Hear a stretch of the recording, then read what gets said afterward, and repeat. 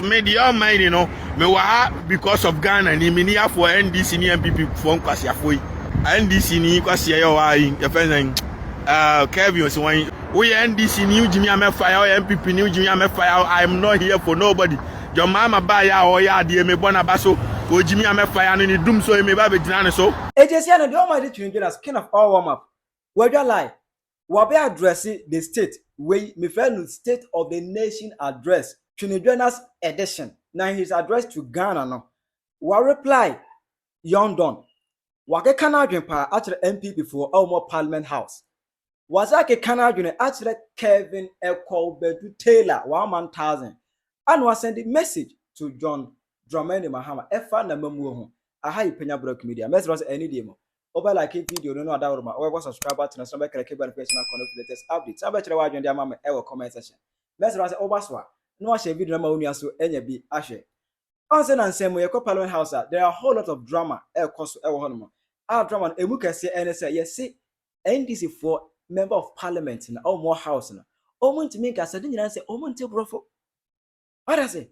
We have a conversation on the street. I'm about to them say NDC for to me can brofo because of that no. Omo be a micro minority and a minority no abe super minority. It's no abe just say quality minority over quantity majority. These are the voice on the street. Meanwhile, NDC for MPs or more parliaments, you know, or what you know, if you are able to tell collapse banks, and people who was unemployed, you cannot today say that. But even Mr. Speaker, with determination. Yesterday, I am so surprised. My respectable colleague, he made mention that he couldn't even hear. He couldn't even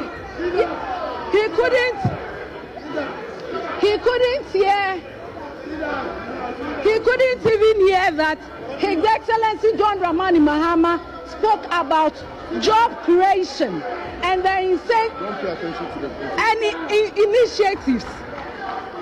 But if Honorable MS, almost already no more camera for I know almost tibra with the bro from can emu drop a dossier. Mr. Speaker, yesterday I am so surprised. What I say, bro, from way a come once no come to your account. That is NDC for only good. Emma, honorable state can MPP for MP Crop Parliament Ebeka say because of say NDC for teaming camera for Parliament growing omunye serious, we should dissolve NDC as a political party. the fact is NDC has to be dissolved. You have to be dissolved. It's not by numbers. You have to be dissolved because we are talking about quality numbers. See, our numbers are small, but quality, minority. Mr. Speaker, for this, I respect the Army sage, but I'll tell them out today. Now, that's in some way, no. Anna Twene Jonas in his State of the Nation address to Ghana, Ebeke Kana MP was a massa. Said their memu ya de brofu any blue maya and Kufu Bema Ghana, yes, to Dubai, to Minya de Mochatra.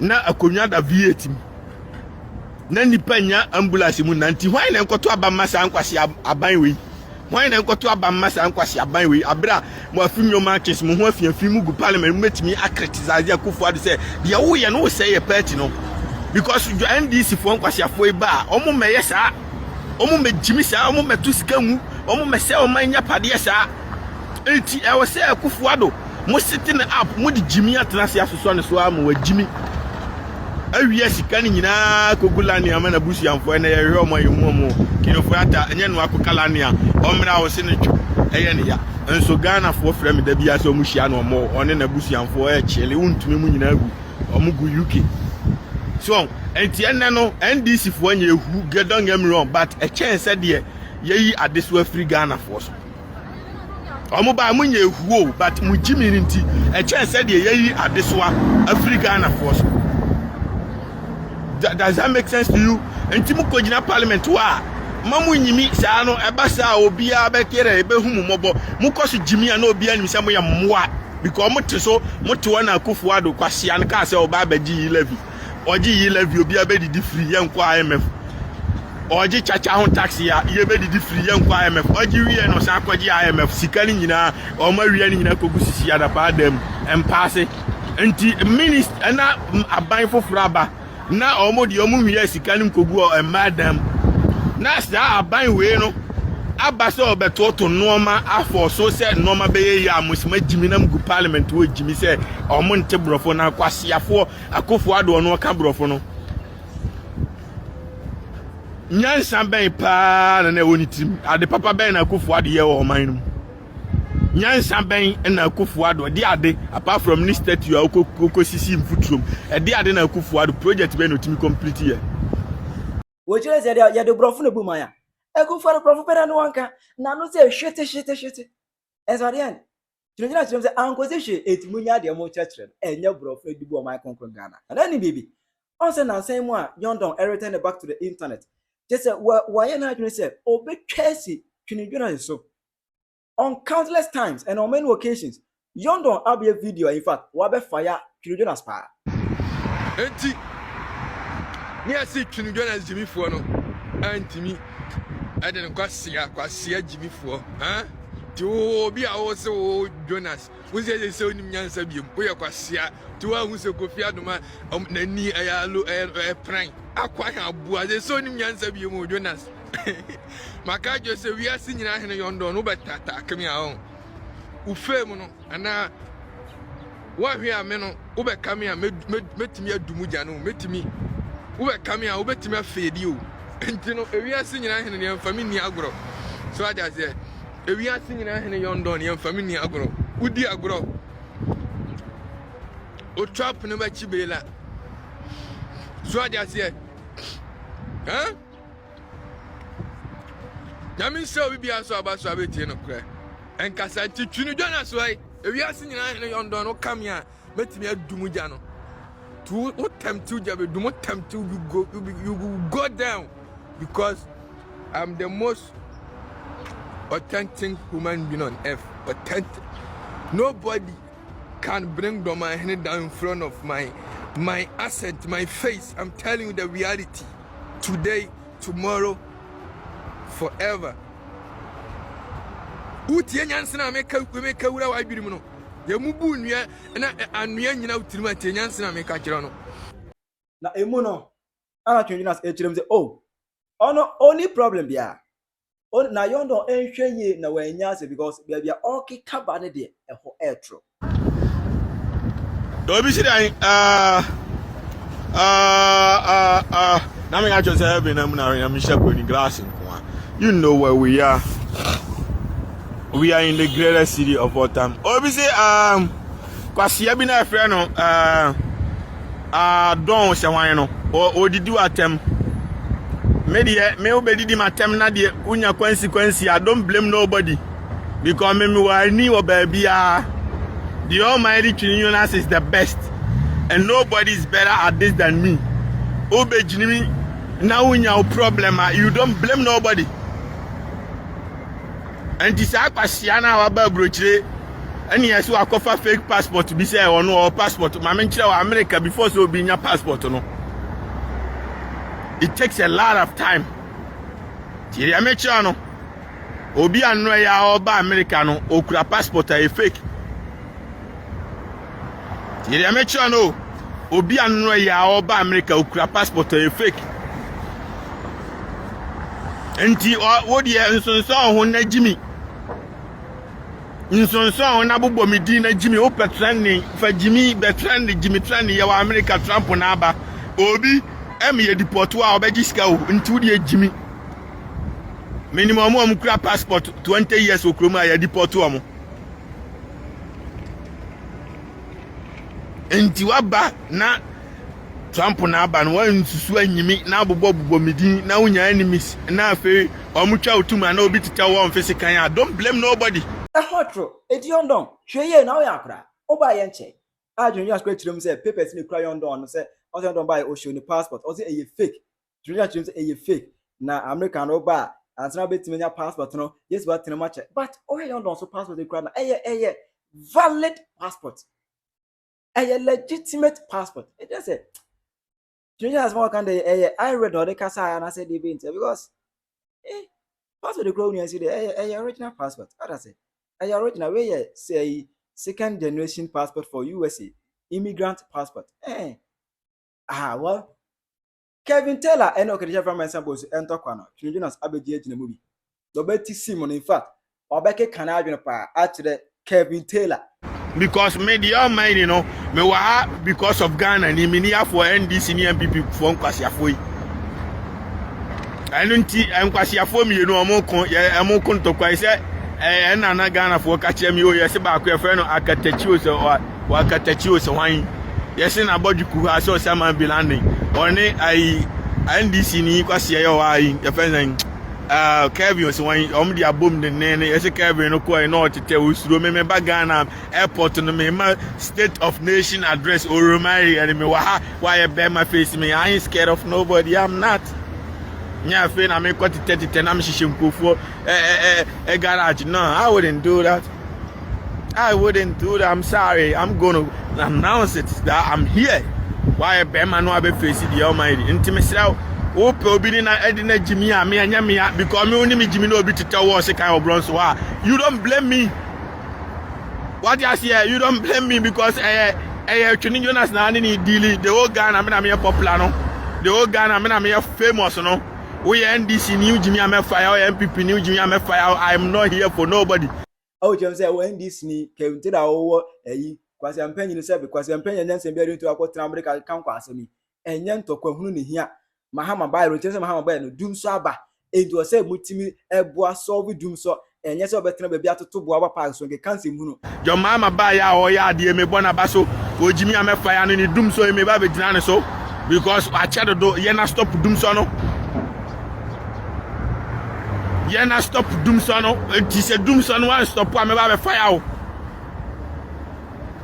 The Almighty Twene Jonas is the most powerful person on earth, whether you like it or not. Anything I will be here, not the mean because Twene Jonas is the best. Nobody's better at this than me, whether you like it or not. It is the fact. Baso anu share no kweno. Nti nkwasiafo boys mi enu mafu na mo dwene ho. Mo anya platform talk about the problems going on in your society.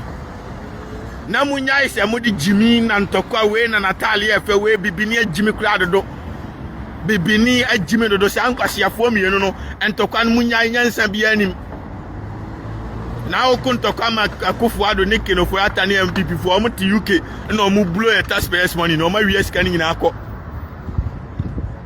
na un fiu ti still your light issue wani nyina be yegu light camera light is wani 24 hours na to one out TMT fifre na de ekronfo na wie sika te land na chele oti awom e fili na oti Ghana o se me ko ama Akufo-Addo ne na busuanfo uni twasere oti Ghana o se me ko ama Baomi a uni twasere omo no they don't care about you ko omo me wie o sika nko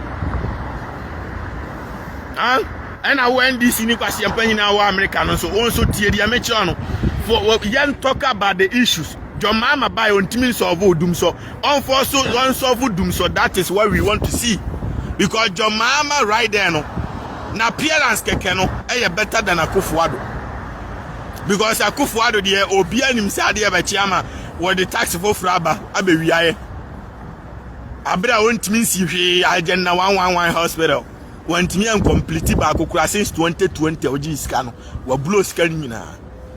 John Mahama, we know say he's capable of doing whatever he promised.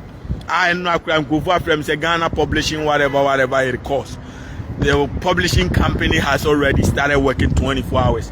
What does that tell you? It means that John Mahama promised and delivers. There is difference between MPP and NDC. John Mahama promised and delivers. You see, the only downfall of John Mahama, you said, DUMSOR. And I would John Mahama no abano. Tiria mecho na Akufo-Addo. Oyeka kwanya osisakota no de egu asase na nimfuturo num. Enti nzoto ana ahwetire ni nyina kogu nchen. No de contract ne macha ama untumi kwase ampanyi no nko school da. Enti omo Mexico tare no mo de abegu asase na ni nzoto ana ahoro. And this time no, it's better to do it quality than to do quantity. Tiria mecho no. Enti wabano me yes Jimmy semini bi. ministers no monitor mo the uncle school da no mfa contract nhyɛ nsa mo mpɛ contract na mfa ka kwan hyɛ nsa na mo make sure say others ye Accra to Sawam ni ebetimi the quality na ka kwan be last the next 15 years. It's much more sensible than say you be from Accra to Kumasi na otwena ni nyina ahoro kofo ayunsoto ana ni nyina ahoro na tutu na papa nkofo ka koba ese bibini sua nyansa ana joma madada yesi yi level untwam COVID tax no untwam wote wo yedan ade ntini eto abama ho san kwase ya normal we ntina ne yempa kofo ado nti waba ye na twetwam babi amena me nipa bia nante wa ha o nti ma menya na memfa ne sei na ai Trump eyes for na me start here me say me mfa me nkrata am na because mo jimi okromu adodo and say see Trump the oye Canada na nya asem kito ofiso oje Canada free omu nsem nti wa hye da asesa taxes aso am na Canada fo nyina abu afu see Canada Trump di omu go bankrupt see here omu no mu ntimi hwe kromu ofo na fi Trump aje aka America ho ofiso oje o punish Canada and Mexico because my immigrant be America. O punish you be China for you started punish you more than then. I'm on so much on shit. O see America here be America is super powerful. America mental and people ni asem no okase obeye bibi obeye. DUMSOR na abane de. Mahama onye careful na ontimi enso ano. Ebusia Twene Jonas, the State of the Nation address. Ana medudwamu. What in fact, wa beche asem na mu bia nya no so ene ne de. Wey eye part 1, every say Kevin Taylor as a response. Edin kan kura aba. Answer me hear this particular video. In the next video, memo Kevin Taylor response to Twene Jonas and Sema Obeke Kachireno. Aha Penyah Block Media. Accra.